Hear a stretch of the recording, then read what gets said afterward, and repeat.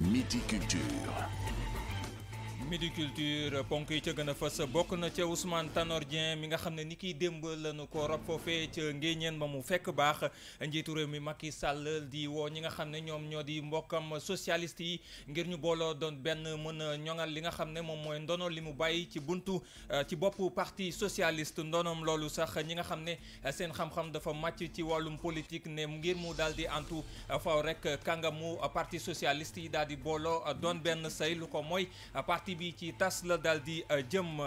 daanuk immeuble ba ca centre ville tax na ba préfet bu Ndakaaru ne nañ ci ubbi ab enquête waaye nag muy leeral ne aayewul benn yoon liggéey yi nga xam ne ñu ngi koy amal foofee ca Ndakaaru ñu daal di koy dakkal naka noonu daanu jàll ci xibaaru biti réew xibaaru tàggat yaram ñaareelu pàcc xibaar yi wàllu aada ak cosaan lañu koy jagleel bokk na ca loo xam ne ab photographie ak liggéey ya nga xam ne defal nañ ko ca naka noonu it nataalu Kiné Lam bi ñu leen fas yéene dëkkal tey ganu xibaar yi bu ñu ca noppee ñu daal di buur ñaanalante Daouda Gueye moo faree ci xarale gi bu ngeen nee sax ñu yaatal ko. Midi Culture.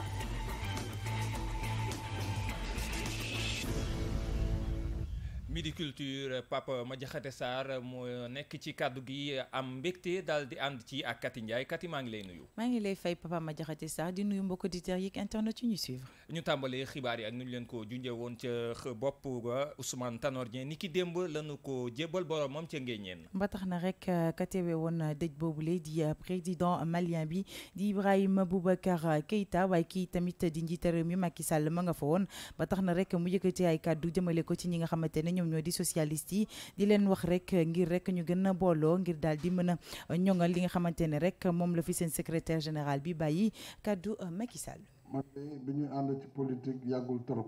waaye mu ngi bëgg a mat fukki at nag boo leen ci àndee ñàkk ngor feeñu si doy di feeñu si dafa fekk ne ki nga ko seqal gor la te loolu mën naa ko seede ma diggante ak Ousmane Tanor Dieng ànd nañu di xeex ànd di wuti mu doon njiitu parti yoroon parti socialiste waroon mën a taxaw berlangam nii ko suñu mag ji defee Moustapha Niasse pour tenir le même témoignage ba ñu demee ba nga xam ne Sénégal moo soxla courage politique la ci àndal ak ngor te nag ngor jafe na ci politique jafe na lool te it boo leen di seetlu ba ñu àndee ma nekk président ba bañ koy jox cër moom ñeenti at dox na ci diggante yoo xam ne moom moo jàpp rek téye te kenn mosul dégg wala gis kaddu boo xam ne mën na yàq diggante kon mënuñu rek lu dul delloo lépp nag ci loxo suñu borom subhaanahu wa taala ñaan ko moom mi nga xam ne moo ñu sàkk moo ñu jëlaat yal na ko xare ci ajanaam yi gën a tedd te it yal na teg loxo ci njaboot gi mu bàyyi ci ginnaawam mais ñaan itam ay àndandoom surtout ñu mu bokkal parti ñu honoré mémoire am ànd bu rafet loolu mooy liy rafetal ginnaawam loolu nag yaakaar naa ne ku gis ni mu doxalee si ñëpp jaaree xëy na yàlla mën na yombal lépp. mu nekkoon ay kàddu ki nga xam ne moom mooy njiitu réew mi Macky Sall ginnaaw génnuk àdduna Ousmane Tanor Dieng jamono ji nag lii laaj bi mooy ana kan moo koy wuutu ca bopp parti socialiste. ba tax na rek analyste politique bi la di Babacar Dione daal di ne xamle ni leaderu parti bi nag ñoo war a booloo toog waxtaan rek ngir rek li nga xamante ne moom moo di PS daal di gën a mën a jëm kanam waaye rek mi ngi daal di xamle ni ba tey rek dàqul option wul kii di Khalifa Sall ngir mu toog rek ca bopp ba bu ko kii di njiitu réew mi Macky Sall daal di dimbali. Babacar Dione. dëgg la que Ousmane Tanor Dieng mi ngi doog a génn àdduna. waaye xam nga préparé wul gisuñu daal que ni. préparé na koo xam ni mën na ko wutu Abdou Diouf amoon na temps préparé Ousmane Tanor Dieng. waaye après amatul kenn koo xamee ni. am na temps préparé ko boo xoolee kàngam ya fa nekk. xaw na ñoo bëri tuuti muy Serigne Mbaye Thiam muy Aminata Mbengue Ndiaye muy gis nga Abdoulaye Wilane bi muy ñeneen ak ñeneen ñu nga fa. te peut-être di yaakaar ni bu fa Ousmane Tanor Dieng jógee ñoo ko mën a wuutu. seen premier défi mooy jéem a xool nan la ñu mën a jubóo te jiital kenn koo xam ni ñëpp nañ ci mën a déggoo pour continuer liggéey bi nga xam ni yaakaar nañ ko def parce que bu jubóo boobu amul rek daanaka dina xaw a jaaxle topp si ñoom daal. tant que président Macky Sall mi ngi fi ñi nga xam ne ñi ngi ànd ak moom di liggéey muy Serigne Mbaye Thiam muy Aminata Mbengue Ndiaye ak ñi nga xam ni sax député la ñu assemblée ak yooyu ñooñu yaakaar naa ni Benno Bokk Yaakaar moo leen gën a soxal. te Khalifa Sall da leen di xajamal Benno Bokk Yaakaar donc damay yaakaar ni dañu ànd ak président Macky Sall maintenant nag fii ak 5 ans wala fii ak élection présidentielle di ñëw ça dépend bu fekkee Khalifa Sall joxaat nañ ko ay droit am pour mu mën a nekk candidat mais mën nañoo xaar ay responsable PS yu bëri ñoo xam ne bu ñu yaakaaree ni ci Khalifa Sall la ñu mën a nekk ci ginnaawam pour gañewaat élection mais boobaa aussi bu mu la bett mukk nga gis ñu bëri daal di bàbbeeku daal di dem fekk ci Khalifa Sall pour reconquérir kii pouvoir. mu nekkoon Babacar Dione di ab analyste politique juróom-benn simili moo farankulaay ci midi ca centre ville mu Ndakaaru. King FM, première radio digitale du Sénégal. foofu la ñuy des ak taax goo xam ne dafa daanu woon fan yi ñu weesu ba tax préfet bu Ndakaaru bëgg ñu indi ci ay leeral. moom Alioune Badara Samb nag daal di ne ñaan ñi nga xamante ni ñoom ñoo di service de la protection civile ngir ñu ubbi ab l'enquête jëmale ko ci li waral rek taax googu daal di daanu waaye tamit lu waral ñu dakkal liggéeyu immeuble boobule mu dellu si waat itam di wax ne ni yeneen tabax yi nga xamante ne jamono ji ñoo ngi koy tabax ca foofee bokkuñu ci bile décision ñu teewlu ay kaddu ki nga xamante ne moom moo di préfet bu Dakar di Alioune Badara Samb. pour des raisons de sécurité ñu demandé à ce que chantier boobu liggéey bi fa am dakkal ka pour mën a permettre police mu saytu xool d'abord parquet bi weex na ñu doon tabaxee yan condition la mbir mi amee mais également li ñu tuddee commission auxiliaire de protection civile muy commission boo xam préfet moo ko dirigé ànd ceeg sapeurs-pompiers ak service yëpp ñoo mën a saytu xool bâtiment bi chantier boobu daanu la fa daanu mais également il faut wër surtout benn boo xam ne xaw na takkaloog moom loolu nag bu ñu ko mënee def wala bu ñu ko waree def day jaadu ñu mën a jël décision takkal tuuti taaxeewul mooy suspension provisoire liggéey bi am foofu loolu mooy décision bi ma jël dem ci ko mais ça ne veut pas dire que chantier yi ci Ndakaaru yëpp dañ ko arrêté noonu parce que maa ngi koy dégg mais tout loolu lañ bind loolu lañ tuddee ci tubaab bâtiment menaçant ruine maanaam bâtiment boo xam ne jot nañ daanu wala mu def loolu nag bu amee dafa am lu naan code de la construction mooy charte bi nga xam moo yore wàllu tabax daf ci jox ay prérogatives yu am solo yoo xam ne maire lañ ko jox mais également boo xoolee charte yi nga xam moo tënk protection civile mu am ci ay prérogatives également yu am doole ñu jox commission auxiliaire de protection civile dans la zone de la Médina surtout pour nawet bi jub see ngay gis ay pas ay bâtiment sax souvent mais ay balcons yi effondré yooyu day am mais liggéey bi nga xam daal ñun au niveau de la commission de la protection civile am nañ ko ci dañ koy def maintenant l'accident nag comme ni ñu koy waxee ci wolof bon souvent day bettaate parce que boo xamoon loolu day am day bettaate mais liggéey bi ñu ci war a def daal ci kàttan suñu bopp souvent dañ koy def de manière régulière mais nawet nag ak loolu moo ànd souvent da ngay gis nawet bii daanu nag ba ci démb ça n'a vraiment rien à voir ak nawet bi travaux yu amoon à côté la ngeen gis ko yéen ñëpp ni mu daanoo bon daan ko saytu ba xam quelles sont les causes et puis mesures yi ñu ci war a jël ñu jël ko. ñu àddu léegi ci wàllum yoon ak Guy Marius Sagna ak la nga xam ne moom mooy coow la mu juróon ba tax gendarmerie Colobane ba léegi fa la daal di nekk. moom nag activiste bi la tegoon nañu ko loxo niki talaata defeere woon ko ca parquet ba niki démb jëmoon rek ci publication yi nga xamante ne def na ko ci Facebook di wax rek ci li nga xamante ni moom moo di ñàkkum infrastructure hospitalière bu baax fii ci Sénégal ba tax na rek mujjuta jàkkaarloog juge ba fi mu nekk ni le ab retour de parquet la daal di amaat. ñu daal di àddu ci reportage bu tay bi ñu jagleel jigéen ñeek saak loxo yi nga xam ne dañuy faral rek di ko jëfandikoo mu yàgg loolu. moom moo di sakamay yi nga xamante ne moom la ñu faral di gàddu mu nekk rek mbir boo xamante ne yàgg na ak jigéen ba tax na rek ñu ci bëri nag mënunoo ñàkk bañ a gàddu saak bu ci ñenn ñi di ko utiliser rek ngir gàddu seen bagage ñeneen ñi moom dañu koy daal di yor rek ngir mu daal di mën a ànd ak li nga xamante ne loolee la ñuy sol reportage bi jox mbooj moo ko def. jafe na nga dox ci mbedd yu Ndakaaru yi ñaari jéego ba ñett dajewoo ak soxna su sañ sa ba jekk gàddu ab sac à main mu mel ni que dem nañu sax ba sac à main yooyu bokk ci ñoom lan moo waral ñu koy ŋàbb soxna yi ñu dajeel jox nañ ci ay tontu. sac à main daf ñuy permettre parce que tout le temps dañuy am ay suñu boîte à maquillage parfum yeeg yenn peñe yeeg yooyu noonu ñooy waral ñuy téye sac à main pour mën fa def yenn bagage yi daal. sol sa yére sol sa daal di dox nii rek da ngay nuru xaw a nuru ko waaye di daal donc je pense que boo fi naree toog di yore portable yore pochette pièces yi brosse bopp yi xam nga ñun jigéen ñi dañoo bëri bagage moom loolu yëpp autant nga jël sa benn petit sac à main nga def ko ci des fois nga bëgg dem déposer ay papiers yi wala yore ay affaires mënoo di yore fii di gàddu fii sinon boo duggee ci taxi da nga ko fay bàyyi donc autant nga yor sa benn sac à main nga dugal ko ci ba pare dafay jongoma day am tuuti feeling. bu weesoo nag loolee nga xam ni moom la ñu wax ba tey sac à main yi am na leneen lu ko tax a jóg ndax lu bëri sutura la. sac dafa privé daal pour man parce que yenn saa yi nga dugal ci yenn affaire xëy na bëggoo kenn gis ko pour sa beauté wala pour sa hygiène. des fois nga jékki-jékki def nii dugg ci pharmacie bi dugg jënd benn garab boo xamante ne bëggoo kenn gis ko da ngay jël xam nga tamit te Sénégal dafa nekk benn dëkk boo xamante ne dëkk sutura la donc te saak dafa am sutura da ngay jënd li nga jënd dugal ko sa biir saak des fois nga dugg fenn jënd sa benn lekk dugal ko sa biir saak des fois nga dugg fenn jox la benn affaire nga lëmas ko dugal ko sa biir saak bu doo bëgg kenn xam ko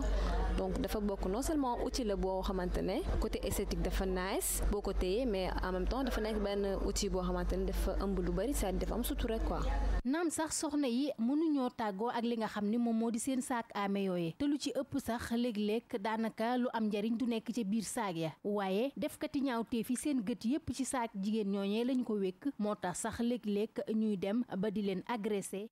Dior Mbodj cant ak ngërëm ñeel na la tey jii fukki fan ak juróom-ñett ci weeru juillet la àdduna wërngal këpp di màggal bés bi ñu jagleel Nelson Mandela. loolee waa UNESCO rek ñoo ko tànn ni ki fukki fan ci weeru novembre atub 2009 ngir rek daal di célébrer li nga xamante ni moom moo di at mu jot lii di journée internationale Nelson Mandela ngir rek daal di fàttaliku moom mi li nga xamante ni moom moo di premier président noir foofule ca Afrique du Sud waaye itamit yàgg xeex li nga xamante ni moom moo di racisme foofule ca Afrique du Sud Oumou Hakim Aaj. ñu gën koo xam ci turu anglais bile di Mandela Day ci atum 2003 assemblée générale des nations unies déclaré ne 18 juillet bu nekk dina nekk bés bu àdduna wërngal këpp jagleel Nelson Mandela ñu koy wax journée internationale Nelson Mandela ñu ciy delloo njukkal Madiba nekkoon président Afrique du Sud amal liggéey bu am solo ci wàllum jàmm ak liberté 18 juillet di bés bu Nelson Mandela ganesee àdduna ñu ciy sàkku ci doomu aadama bu nekk mu jagleel juróom-benn fukk ak juróom-ñaar ci ay simili jàppale ci moromam ngir fàttaliku juróom-benn fukk ak juróom-ñaar at yi Nelson Mandela xeex ngir égalité juboo ci diggante askan yi waaye diversité ci wàllum culture am ci àdduna wërngal këpp.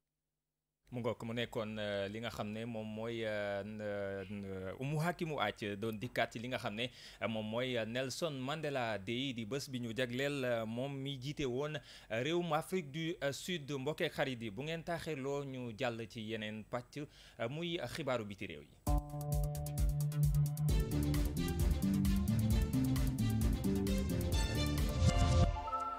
xibaaru biti réew yi dañu am mbégte dalal ci Dissa Préra ñu ngi lay nuyu.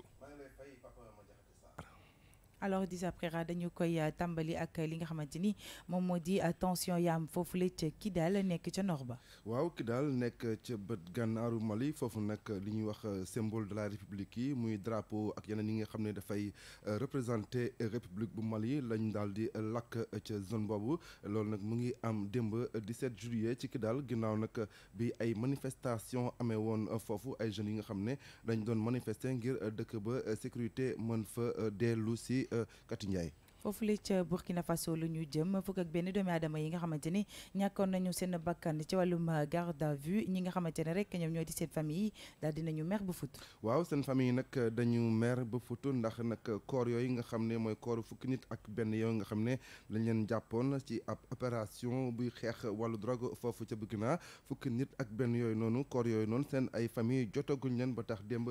mercredi 17 juillet dem nañ ca morgue boobu taxaw fa toute la journée laaj seeni koor waaye fi mu te nii nag autorité hospitalière yooyee yu nekk ci hôpital bu nekk foofu ca Ouagadougou ñëwoon lànk ne lu ñu leen jox gum koor yooyu ndax dafa am lu ñu ci liggéey tey pareegul ñu fàttali nekk fukki nit ak benn yooyu noonu ñu ngi leen jàpp ci benn opération de lutte contre le trafic et la consommation de la drogue foofu ca Burkina Faso muy opération bu nga xam ne ñu ngi ko tàmbali ñaari semaine a ngi nii foofu ca Ouagadougou. ñu jeexalee ko ca Japon ak incident meurtrier ba am ci benn studio d'animation ca Kyoto. ñaari fukki nit nag ak ñeent ñoo ci ñàkk seen bakken ab incendie nag moo fa déclenché wu loolu nag mu ngi am démb ci guddi loolu nag ci ab li ñuy wax si li ñuy wax ab studio d'animation et de production bu nga xam ne ay séries télévisées ak ay dessins animés lay liggéey loolu nag tax na ba lu toll ci 30 camions pompiers indi nañ leen fa démb pour mën a fay daay gi waaye métti woon na lool finalement nag fukki nit ak ñeent yooyu ñoo ci mujj génn àdduna mu am nag ñu bëri ñoo xam ne génn nañ si am nañ ci ay gaañu-gaañu Kati Ndiaye foofu la ñuy yem ak tey ci xibaar yi bitim réew yi. Dissa Préra cant ak ngërëm ñeel na la ci xibaaru biti réew yooyu la xibaaru tàggat yaram moo ciy topp. Tout de suite, le sport. Now, sports. xibaaru tàggat yaram niñ leen ko dajee defal ci Coupe d'Afrique des Nations bi ba léegi moom la ñu koy tàmbalee ak rubrique seen xibaaru Coupe d'Afrique. la ca gën a fës rek dinañ waxtaanee histoire gi dox ci diggante Sénégal ak Caire jëm ci wàllum Coupe d'Afrique des Nations ki ñu koy daal di nettali rek moom moo di ex international bi la di Cheikh Seck waaye itamit dalal nañu ab taskatu xibaar di kii di Aïssatou Diop Fall dossier bi nag ki ko def moom moo di Papa Madiakhate Sarr.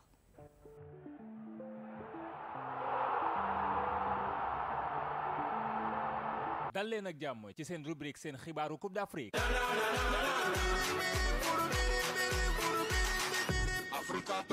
Nigéria moo gàddu médaille de bronze bu Coupe d'Afrique des Nations bi ginnaaw bi mu daanee démb Tunisie benn bal ci dara bii ba Igalo moo ko dugal ba tax mu nekk meilleur buteur Coupe d'Afrique bi ak juróomi but rawee doomu Sénégal bi di Sadio Mané ak doomu Algérie bi di Riyad Mahrez lu tollook ñaari but. Nigéria nag ginnaaw ndamuk démb li day firndeel ne musta ñàkk match 3e place boo xam ne jongante na ko ci histoire Coupe d'Afrique. ba tey ci xibaar jàpp leen ne Kalidou Koulibaly léegi leer na du jongante final Coupe d'Afrique bi ndax recours bi nga xam ne fédération sénégalaise bu football déposé woon na ko waa confédération africaine bu football dañu ko mujjee neenal. seen xibaaru Coupe d'Afrique. Sénégal di waajal jeu finalam ajuma ji ñu jëm digganteem ak Algérie foofee ci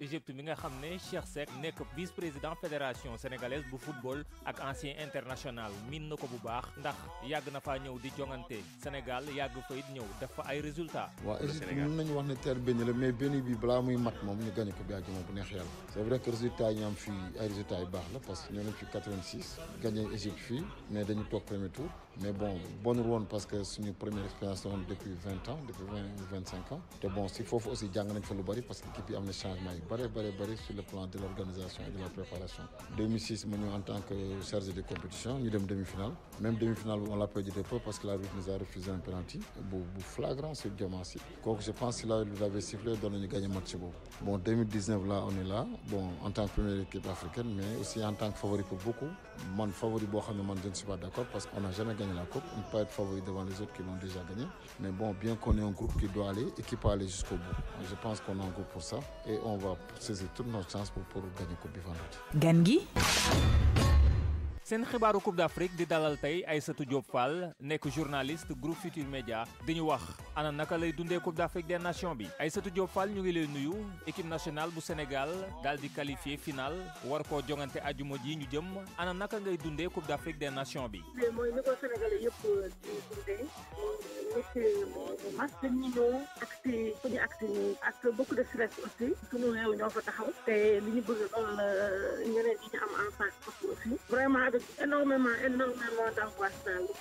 dundee ak évidemment beaucoup de fierté. final bi ajuma ji la ndax yaa ngi koy waajal. très sincèrement chaque fois bu tolloo si ñii nag comme bii passé nga xam ne ñu nekkoon quand même ci demi-finale bi ak sama jëkkër laa ko doon xoolandoo mais xam nga nag ñoom pour ñuy passionné bu ñuy seetaan donc man comme dama itteel temps bi donc même si xamee ma joueurs yi xaw ma tamit jeu bi ni ñuy joué ak yooyu xaw ma ci dara mais maa ngi woon ci saa ba di ko dégg muy yooyu donc ba ma xamee nag ne àgg nañu ci pandaw mooy genre daal dans ay 5-10 minutes yooyu bu ñu lakkalee caax yi ñun ñi dañuy lakk foofu nag wax dëgg fa yàlla sama fit bi xawoon am na mu demee moo tax nag final bi wax dëgg yàlla sax ma ko yéene seetaan moom man daal bàyyi ma jàpp bu jeexee daal ma laajte ndax ñooy si podium wala déet mais franchement bu seetaan ko moom pour boo amoon benn message booy lancer supporters sénégalais yi wala équipe bi lan lay doon. Aliou Cissé moom laa ko mën a encourager parce que Aliou Cissé dafa nekk symbole bu am solo mooy c'est un Sénégalais un citoyen du Sénégal n'est-ce pas un citoyen du monde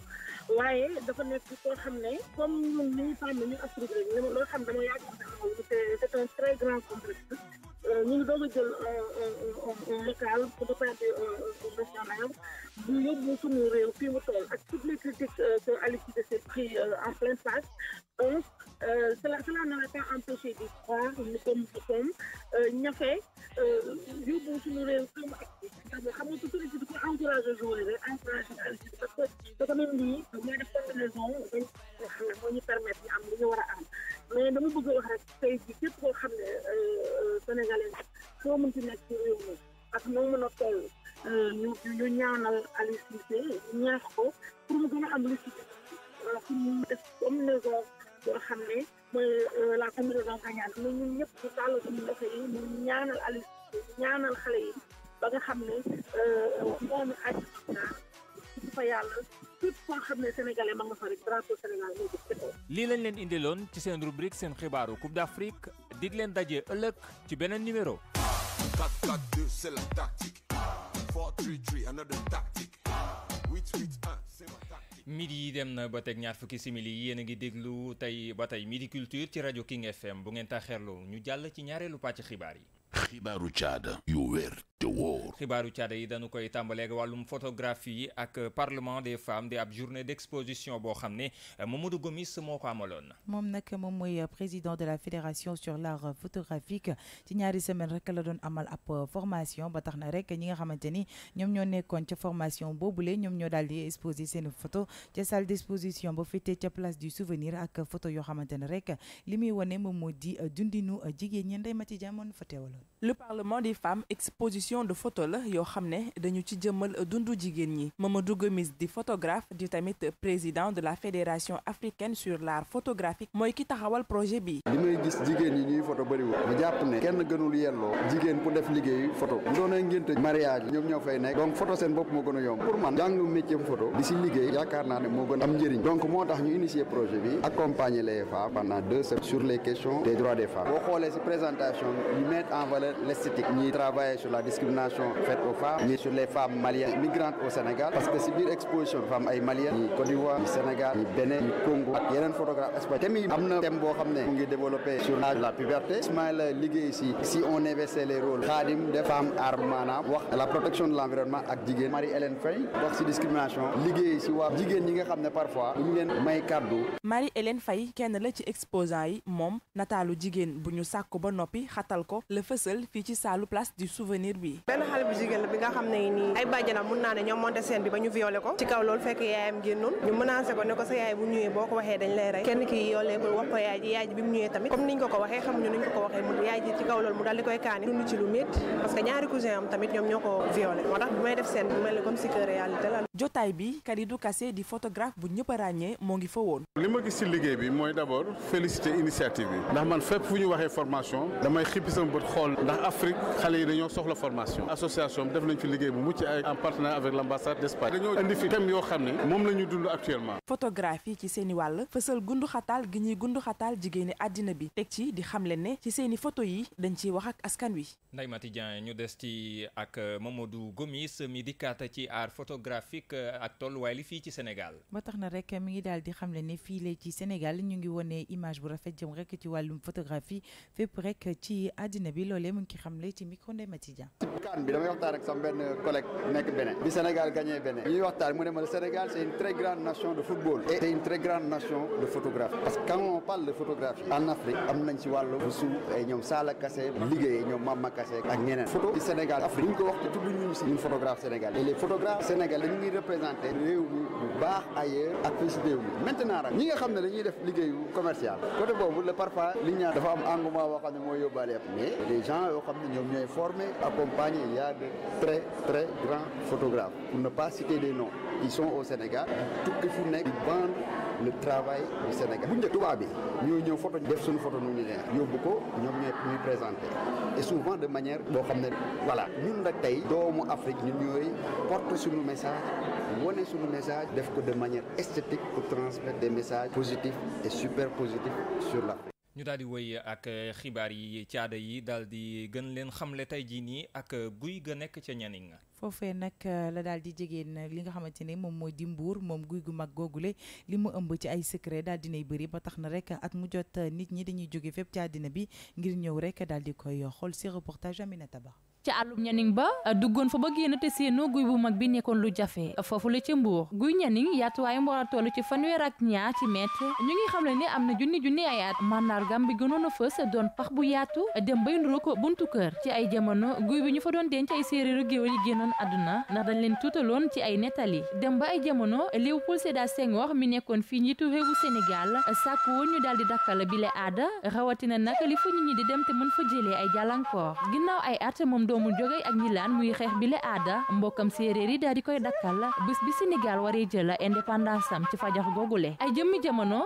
guy bi nekk bërëb bu ñëpp di dem di ziyaare ay doomu aadama di jóge fu nekk ci àdduna ku nekk nag li la yitaloon ba tax na képp ku fa demoon def say rituel ni mu waree bu fekkoon ni sax da nga feebar fa ngay jaar dal di wér.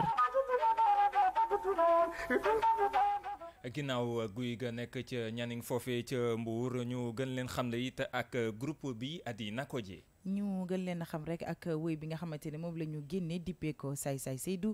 ñii kii tax sax ñu gën a ko xam moom moo di Ndeye Mati Dia.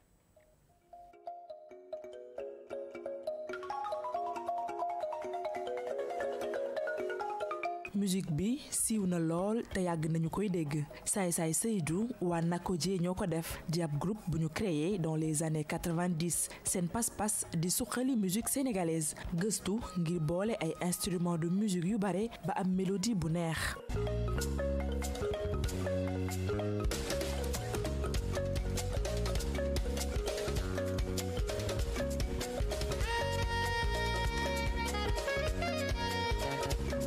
groupe bi di Nakodje nag mi ngi sosoo ci dajeb ñetti artiste américain bi di Thomas Val te mokkal jouer flûte pël balafoniste bi di Ousseynou Mangane ak jouer katu kalimba bi di Gabi Ba te njëlbeen ga seen yéene moo doon boole ay instruments de musique yoo xam ne bariwul ñuy gis ñu leen di boole mujjantal ga groupe bi yaatu ba kii di Kiki Bokondé bassiste bokk ci ak ndaxte batteur bi ak itam Lamine percussionniste Brigitte mooy manageru Nakodje mooy tamit ki tax ba groupe bi doon li mu doon ndax ci atum 1998 la leen découvrir ci ab concert ca centre culturel français bu Dakar Brigitte jàngalekat la woon ca Paris waaye talent bi mu gis ci ndaw ñi tax ba mu soobu ngir jàppale leen ca boobee jamono fekk na gannaaw seen talent waa Nakodje amuñu woon leneen.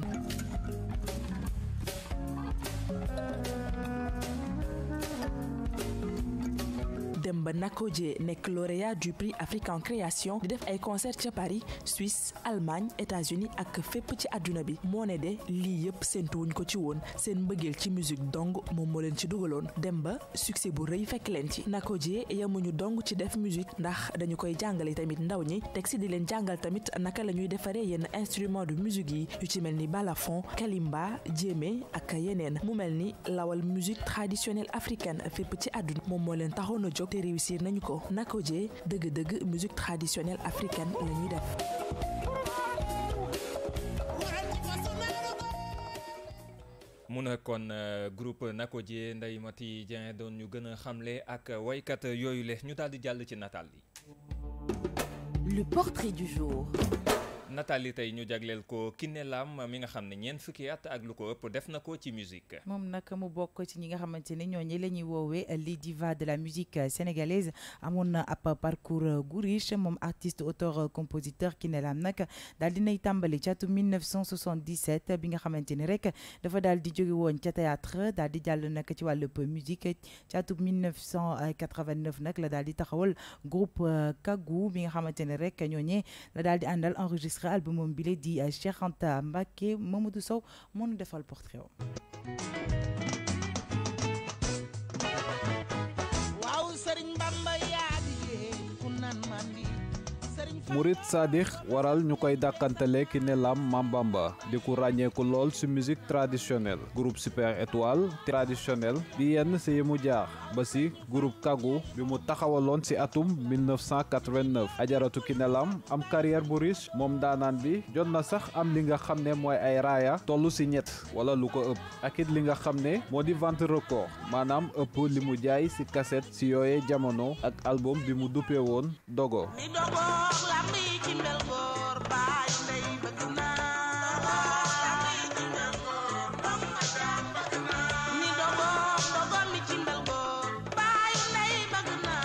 wax ci Kiné Lam te tuddoo ki nga xam ne moo nekkoon borom këram ñu ko naan Ndogo doon na lu jafe Ndogo Faali Maawa Joor Kumba Samba Yaay Joloox Ndogo mi ci Mbelgoor Mama Xadisa Fall Samba Xewe mi ci Ñaay Ndogo Malik Kumba Caam ak ajaratu Kiné Lam àndu lu ëpp 40 ans laata yàlla mi dara tëwul jël Ndogo Caam lu yàggul dara boo amee jëkkër yàlla boole la ak moom ci manam man de dama koy assister rek illaa yawmal xiyaam nee naa ko su ma la jiitoo àjjana xaar la yow tam soo ma jiitoo àjjana nga xaar ma fa. géwél si ndey géwél si baay Adja Fatou Kiné Lam def tey lu weesu 45 ans de carrière album yi ñu ci gën a ràññee sëy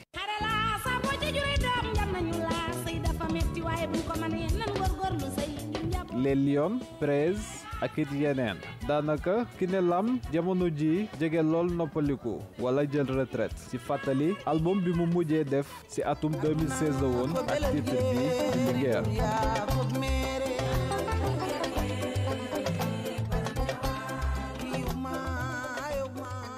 mu nekkoon nataaluk Kiné Lam ñu daal di jàll ci gan gi. Midi Culture ganu xibaar yi. tey Midi Culture ñuy dalal Mamadou Gomis. mu nekk ab photographe ay tamit président de la fédération africaine sur l'art photographique daal dinay dellu si waat ci bilan gi nga xamante ne def na ko ci atelier de formation bi mu doon amal waaye tamit ci li nga xamante ne loolee la ndaw ñu soxla jëm ci wàllum formation ci micro di Saprera. Mamadou Gomis yow photographe nga yow yaay président fédération africaine sur l'art photographique ban bilan ngeen tiré ci exposition bi nga xam ne mooy le parlement des femmes d'Afrique. tey ñu ngi daje woon musée de la femme de mu doon def suñu vernis si exposition boo xam ne ñu ngi ko intitulé le parlement des femmes d'Afrique maanaam jàppale jigéen ñi si wàllu photographie pour ñu mun a di jàllale seen message lu jëm si défendre ak yelleefu jigéen ñi si wàllu image photographie. ci formation bi tey fan la besoin de formation wu jeune photographie tollu tey ci Afrique. mooy ñu gën a renforcer c'est le technique de base parce que ñu bëri dañuy naatable image ak photo loolu rek du benn xam nga yor sa appareil moom loo romb photo di def ay image loolu ay image rek ngay jël bokkul ak rek photo rek bu ñu ko waxee maanaam mooy nga bind ak lumière booy bind ak lumière rek da nga war a xalaatee bindkat bi ni muy bindee nga jéem ko transmettre en message photographique nga war a xool ne journaliste bi dafay wax ki nekk rajo day wax ak son donc ñun on travaille avec le virtuel donc liggéeyuñu ak l'image sonore donc dans ce sens côté boobu lañ leen doon accompagner pour ñu xool jafe-jafe yi ñuy am ci wàllu technique ñu mun leen ci encadrer bu baax ñu comprendre également lan mooy photographie bi ba nga xam ne suñ jugee di jël seen appareil di photo dinañ xam lan lañ bëgg a raconter à travers la caméra. lan mooy perspective yi pour li nga xam ne mooy photographie surtout chez les jeunes au Sénégal et en Afrique. exposition bi ñuy def nii fi nekk nii perspective yi je pense que exposition bi daañu fexe mu dem ci yeneen bërëb. parce que exposition bi bu jógee Ndakaaru war na dem ba Espagne tey accompagner leen ñu commencé jéem a dugg au niveau international loolu nag buñ ko tasee ci Afrique dina tax Afrique image am gën a rafet parce que tey ay doomu Afrique ñoom ñooy jël di wax ci wàllu Afrique di vendre une image positive de l'Afrique parce que maanaam rek bu ñuy wax wàllu Afrique rek image li tax ñu xam ne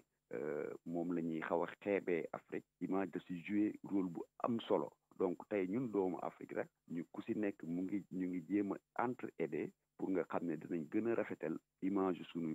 sunu continent image sunuy dëkk. jërëjëf King FM mu ngi lay remercier ñu fàttali ne que yow photographe nga et puis yow yaay président fédération africaine de l'art sur la photographie. jërëjëf cant ak ngërëm ñeel na la yow it di Saprera mi doon dalal ganuk xibaar yi ñu daal di jàll ci musique ngir jeexal jotaay gi. moom la ñu koy jeexal te nag wéy mi leen jagleel moom moo di ndaanaan bu groupe Takayfa ñu daal di cee ànd ak ki nga xamante ne moom moo di Baba